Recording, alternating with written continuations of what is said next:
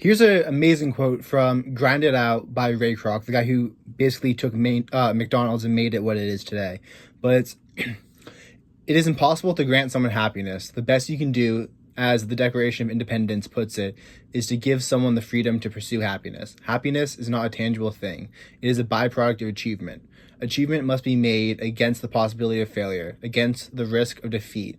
It is not it is no achievement to walk a tightrope laid flat on the floor, where there is no risk. There can be no pride in achievement and consequently no happiness. The only way we can advance is by going forward, individually and collectively.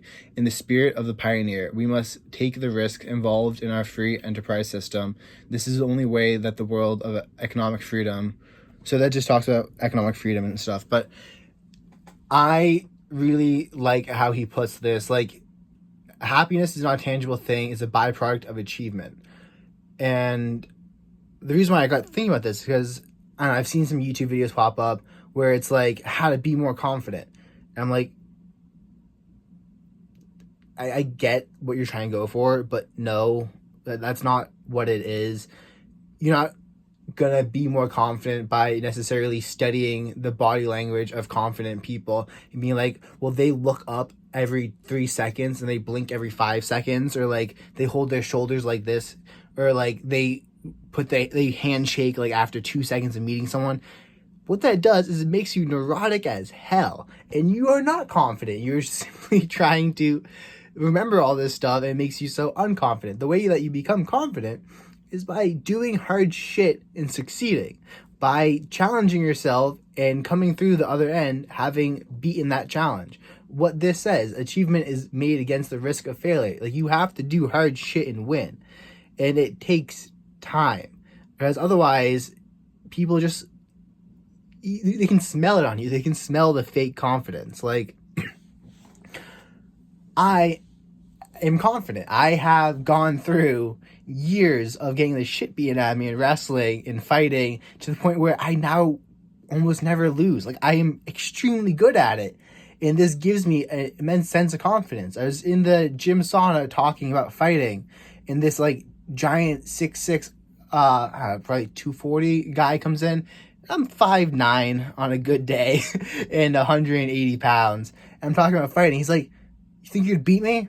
I was looking, I'm like, yeah, I do. He's like, oh yeah.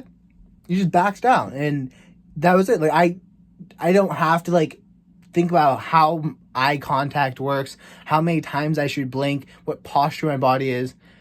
My body does it like by itself because I am confident. And I got that way through doing hard shit and winning.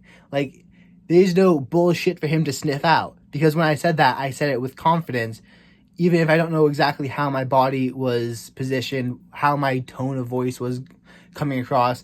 It just naturally came across that way because I put in the hard work to do it.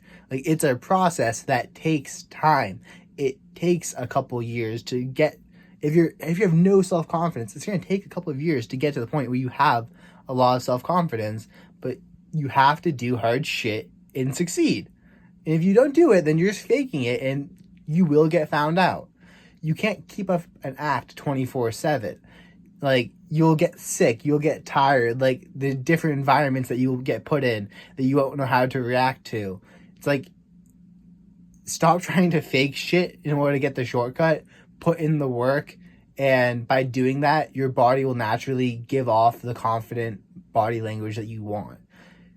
Any other way of doing it is just, it's stupid, and you're going to get found out at some point in time. I mean, granted, standing tall helps. If, like, even me, like, I will check my body language to, if I'm slouched over, I'll correct it, and I'll be more upright.